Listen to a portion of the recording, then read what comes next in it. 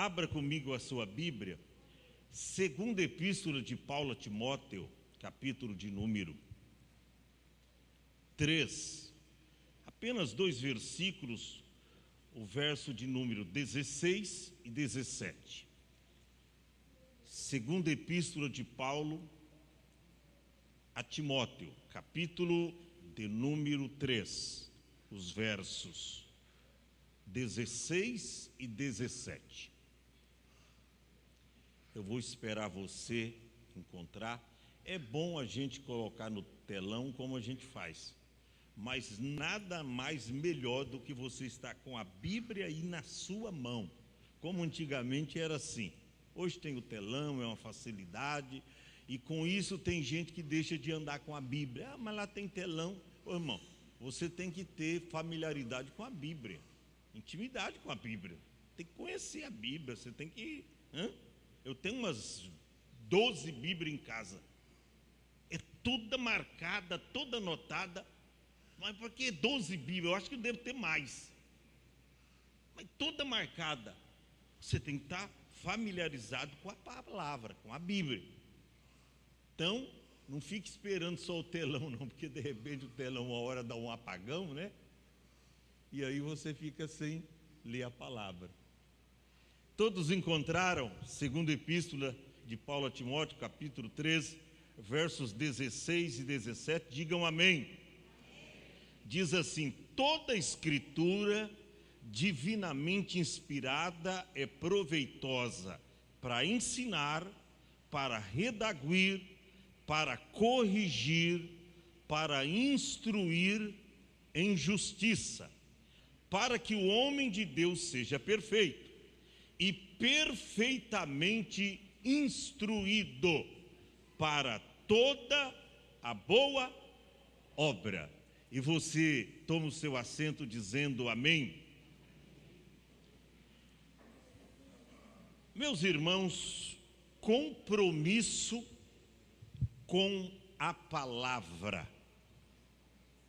Diga assim comigo: compromisso com a palavra. Escute bem isso. Se você parar para perceber algumas coisas sobre a nossa geração, você vai ver que parece que hoje nós desvalorizamos uma característica que os cristãos de antes tinham como prioridade. Eles tinham como chamada, ou seja, compromisso com a palavra. Os cristãos antigamente, jamais eles abriam mão da palavra, jamais. Até tinha um culto na igreja que alguns pastores denominavam culto de doutrina, outros pastores denominavam culto de ensinamento, outros ministérios, outros pastores denominavam culto da palavra.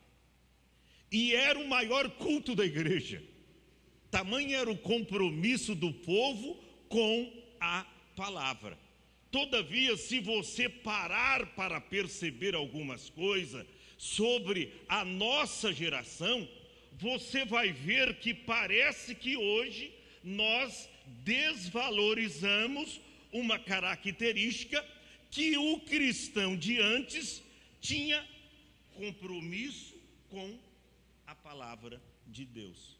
E olha, irmãos, não era uma emoção, eu vou ficar emocionado porque o pastor hoje tem uma doutrina, tem uma palavra. Não era emoção ou um mero sentimento, era o apego à palavra de Deus. Não era uma emoção. Até porque eu gosto muito de uma frase de Charles Spurgeon, que diz: os convertidos que nascem emocionados morrem quando a emoção acaba. Então é muito importante você não ficar só emocionado como nos dias eu estava preparando essa palavra e eu estava me lembrando de Neemias, que quando Neemias se levantou para ler a palavra, o livro da lei, gente, o povo chorava. Ficaram em pé quase 6 horas ouvindo a palavra. Tamanho era o compromisso do povo com a palavra. Quando Esdras levantou, pegando o livro da lei para ler e para ensinar o povo, a Bíblia diz que o povo chorava. Chegou Esdras a dizer: mas por que vocês estão chorando? A alegria do Senhor é a nossa força. O povo chorava ouvindo as palavras da lei. Coisa extraordinária, irmão. Sabe por quê? Não é uma emoção, um sentimento, porque sentimento é relativo. Isso passa. Hoje eu posso estar sentindo algo de Deus e amanhã eu posso estar não sentindo. Enfrento a luta, uma dificuldade, de repente eu já estou com outro sentimento diferente. Então não é sentimento, porque o sentimento é relativo. Olha para cá, a gente não precisa de ídolos gospel, com músicas, com todos os ritmos do momento. Música todo mundo faz, todo mundo compõe, mas adoração é só quem conhece o Deus de verdade, o Deus verdadeiro. Esses compõem as verdadeiras adorações. Não precisamos também de pregações eloquentes. Não precisamos de pregações eloquentes. A gente precisa é da palavra viva e eficaz, conforme diz lá aos Hebreus 4:12. Porque a palavra de Deus, ela é viva e eficaz. A palavra é viva. A palavra não é morta.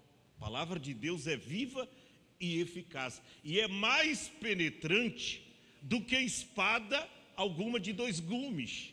E aí diz que ela corta até a divisão da alma e do espírito, juntas e medulas, e é apta para discernir os pensamentos e as intenções dos corações. Eu não sei o que você está pensando hoje, agora, nesse momento, a não ser que a palavra de Deus me revele, mas eu não sei, mas a palavra de Deus sabe o que você está precisando. Então, aquela palavra que liberta, que transforma, aquela palavra que é puramente a verdade de Deus para nós, é a palavra que nos liberta, que nos confronta, que nos corrige, que nos admoesta, é a palavra de Deus. Esta é a palavra que temos que dar toda primazia. E aí eu pergunto para você, em que espaço a palavra de Deus ocupa no teu coração? Ah, pastor, eu me identifico mais com a música. Mas quando o pregador começa a pregar, pastor, dá uma vontade de ir embora. Dá uma vontade de sair ali no bar, chupar um pirulito, comer um amendoinho. Pastor, mas dá uma vontade de ir embora. Sabe o que é isso? É falta de compromisso com a palavra. Porque quando você tem compromisso com a palavra, irmão, olha, o culto pode ser maravilhoso. Alguém pode preencher o culto, começo ao fim com louvor, mas se não tiver a palavra, você vai sair triste do culto. Eu já fui em alguns lugares que 2 horas o povo cantando, e aí o pastor no final destinava 10, 15 minutinhos para o pregador pregar a mensagem. Ora, quais 3 horas cantando? Aí 15 minutinhos só com uma palavra. Aí o povo volta para casa vazio, sem a palavra.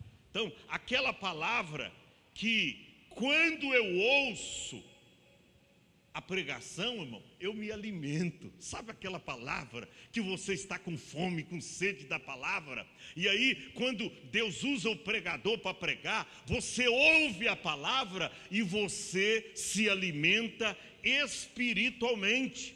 A gente não precisa de alguém estiloso, estampado em cartazes por aí, como grandes pregadores do momento. Nananina, não. O que nós precisamos é apenas de uma palavra. Você lembra aquele centurião que foi até Jesus? Inclusive mandou seus amigos, foi até ele. Olha, Senhor, a gente não precisa recebê-lo em nossa casa não, mas faz o seguinte, Senhor, diz apenas uma palavra e o meu criado sarará. Eu quero apenas uma palavra. Irmão, na igreja pode ter louvor, pode ter revelação, pode ter línguas estranhas, pode ter tantas coisas, mas se não tiver a palavra, não é igreja de Cristo. A igreja precisa da palavra. E eu finalizo dizendo, Salmo 119, verso 105. Lâmpada para os meus pés é a tua palavra, e luz para os meus caminhos. Salmo 119, verso 11. Guardei a tua palavra no meu coração, para eu não pecar contra ti. Jeremias 23 e 29. Não é a minha palavra como fogo e martelo que esmiuça a penha. E eu gosto muito de João capítulo 17 e o verso 17. Santifica-os na verdade. Que verdade é essa?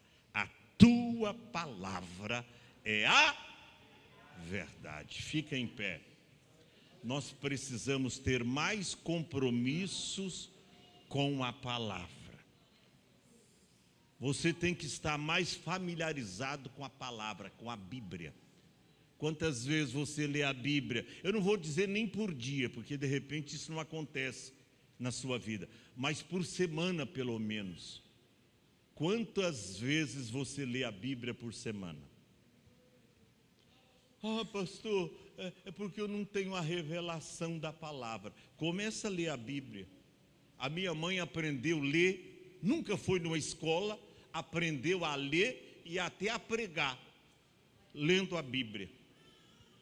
Começou o povo citando os salmos, ela começou a decorar. Aí os irmãos da igreja começaram a ensinar ela com muita simplicidade. E vocês viram aqui, quando ela vinha para cá, antes de morrer, ela citava versículos da Bíblia, e ela lia a palavra de Deus e pregava a palavra de Deus, irmão. Sabe o que é isso? Você tem que amar essa palavra. O salmista, ele diz, Senhor, quando eu estava meditando na sua palavra, mas subiu um ardor, um fogo no meu coração, e o meu coração começou a queimar. Mas eu não estou inventando nada, isso é Bíblia. Ele diz, olha, acendeu-se em mim uma chama, um fogo, o meu coração começou a queimar. Sabe o que é isso? É a palavra de Deus que é fogo, irmão. Agora, se você escuta a palavra, mas você não tem relacionamento com a palavra de Deus, irmão, ela não surte nenhum efeito. Sabe por quê? Você não tem um bom relacionamento com Deus? Porque para ter um bom relacionamento com Deus, você precisa estar bem relacionado com a palavra. Como é que eu vou conhecer Deus? Como é que eu vou estar relacionado com Deus se eu não tenho intimidade com a sua palavra? Ora, isso aqui é a maneira que Deus fala comigo.